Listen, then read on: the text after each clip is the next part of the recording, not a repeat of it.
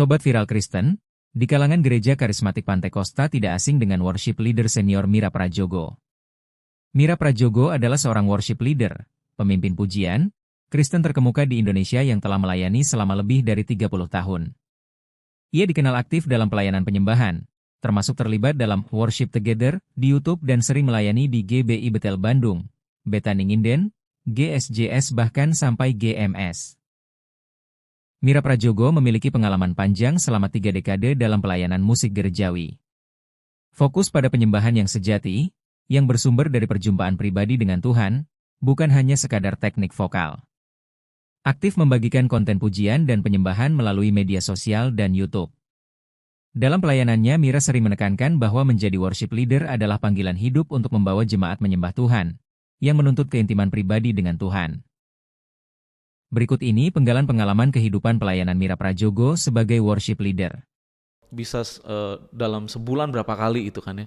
Kadang mungkin untuk beberapa orang pada akhirnya menjadikan pelayanan bukan lagi tadi Kamira bilang sikap hatinya, fokus kepada apa yang jadi bagiannya. Nah itu kan mungkin karena dalam tanda kutip jadwalnya sudah terlanjur banyak sekali. Jadi akhirnya bukan lagi melayani, jatuhnya di profesional gitu kan ya. Kayak seorang penyanyi aja udah gitu ya. Nah gini, aku mau tanya kepada Kamira nih yang sudah melayani cukup lama. Gimana sih untuk menjaga hati, fokus kita terhadap Tuhan dalam setiap pujian, penyembahan yang kita naikkan, supaya kita tidak lagi terbatas dengan keterbiasaan kita tadi itu loh Kak.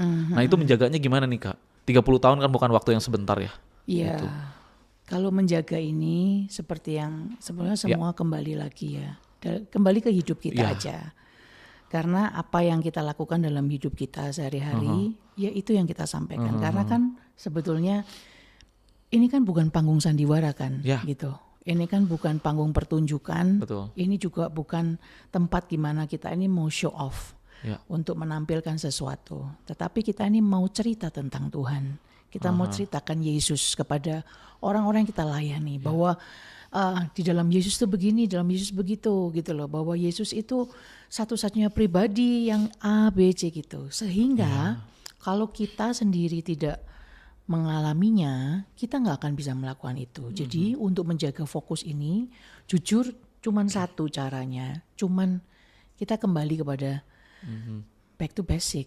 Gimana relation kita sama Tuhan gitu loh. Karena kalau itu kita bawa terus dalam hidup kita, semuanya itu akan mengikuti gitu aja loh Diki gitu. Karena kita nggak bisa pretending, kita nggak bisa bohong, kita nggak bisa juga pura-pura di hadapan mereka. Karena kita tidak bisa membawa mereka kepada sebuah tempat. Misalnya nih aku datang ke Bandung, Diki bawa aku ke makan sate itu, misalnya ya sate yang enak itu gitu ya. Diki nggak akan pernah bawa aku kalau Diki nggak pernah makan di situ. Udah coba, udah pernah ke sana, nggak akan pernah bisa gitu. Betul. Jadi kalau aku tidak menjaga hidupku sebaik mungkin, nggak menjaga hubunganku sebaik mungkin, back to basic lagi, sesuatu yang kelihatannya so classic gitu ya, apa hubungan setiap hari, baca firman, itu kayaknya tuh kan hal-hal basic yang, aduh itu mah aku tahu gitu, tapi udah nggak kita lakukan gitu loh. Kan seringkali kita struggle di situ, kadang-kadang males, kadang baca firman, kadang-kadang males mau doa pribadi, kadang-kadang males gitu. Itu kan karena bukan cuman karena apa, kadang-kadang kita dibungkus dengan repot A, repot B karena terlalu banyak ini. Nah itunya, kalau bagi kita udah terlalu repot, itu warning buat kita.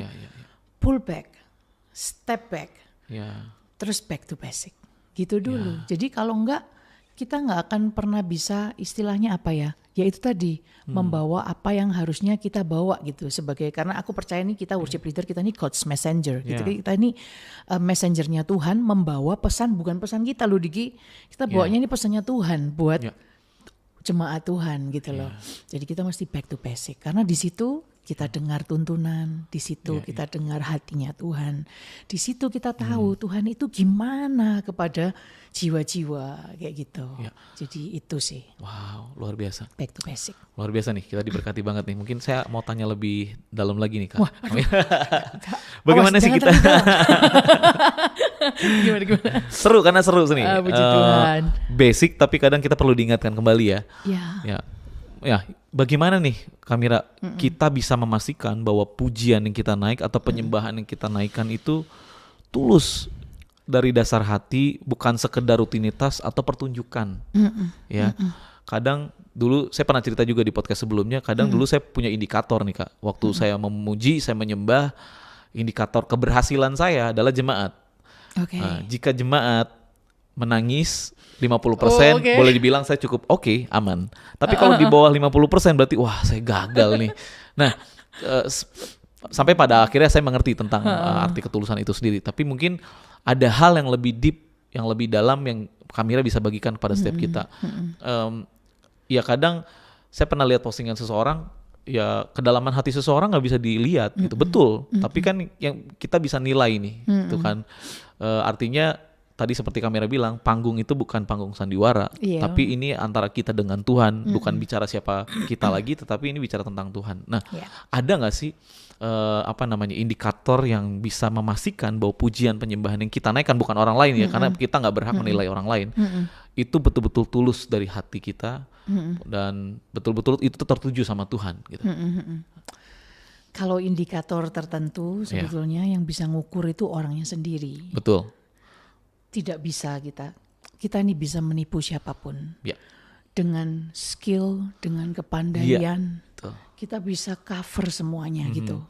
Seakan-akan tuh kalau istilah yang paling kalau di dalam gereja dan ibadah itu kan ngangkat gitu ya. Kayak ibadahnya itu ngangkat, kayak ibadahnya itu wow gitu ya. Kita bisa cover itu dengan semuanya itu di hadapan manusia, tapi memang di hadapan Tuhan kita tidak bisa membohongi Tuhan sama sekali, dan harusnya orang itu sendiri yang tahu. Aku tidak punya indikator tertentu. Istilahnya, wah ini pasti berhasil, ini pasti orang-orang pasti diberkati gitu ya. Karena saya cuma percaya begini, di mana 2-3 orang berkumpul di situ kan Tuhan hadir. Kalau Tuhan hadir, Tuhan itu akan menyatakan pribadinya kepada jemaatnya, dan itu sudah nggak perlu diragukan bahwa kuasanya Tuhan, kasihnya Tuhan itu semua akan dicurahkan kepada jemaatnya gitu loh. Jadi mereka pun akan mengalami Tuhan gitu. Tapi soal ketulusan dan soal indikator, kalau aku harus kembali ke orangnya sendiri. Karena dia ya sendiri yang tahu. Pasti cuma Diki sendiri yang tahu. Diki nggak bisa menjelaskan itu juga kepada orang lain. Mira pun nggak bisa menjelaskan itu. Tapi kalau itu Mira pastikan, kalau Mira bisa lihat dalam dirinya Mira bahwa tidak ada motivasi tersembunyi, tujuan tertentu bagi diri sendiri, tujuannya benar-benar fokus memang untuk Tuhan, untuk jiwa-jiwa, then berarti ya Roh Kudus akan bekerja dengan sendirinya gitu. Artinya gitu. Kita balik lagi kepada sebuah hubungan ya Kamira ya. Selalu Semakin begitu, kita intim Diki. dengan Tuhan, maka indikator kita akan terus berfungsi. Pasti. Ya kan, ibaratnya semakin kita melekat dan mendekat sama Tuhan, Pasti. hal-hal yang negatif ketika kita lakukan pasti ada indikatornya, mungkin perasaan gak enak. Pasti. Roh Kudus mengingatkan. Orangnya sendiri pasti. Iya. Justru sebaliknya ketika kita semakin menjauh sama Tuhan, maka indikator itu akan mati dan kita akan menjadikan sebuah pelayanan kita sebuah keprofesionalan kita. Mungkin kita punya suara yang bagus, teknik kreativitas yang bagus. Iya. Ya seperti Kamira bilang, kita bukan hanya sedang menipu jemaat dan gembala kita berpikir kita sedang menipu Tuhan. Betul. Wow, betul, itu hal yang gitu. menakutkan ya. Sangat. Wah, sangat, mengeri banget. Sangat. Dan kita mesti bertobat dari itu. Ya, kita Jadi harus kalau kita bertobat, sadar, kita harus bertobat gitu loh. Jadi apakah orang tidak berbuat kesalahan? Orang berbuat kesalahan. People make mistakes. Tapi Tuhan itu open arms buat kita semua, terutama kita hamba-hamba Tuhan, kita yang melayani. Ayo. Bagaimana Sobat Viral Kristen? Share pendapatmu di kolom komentar ya.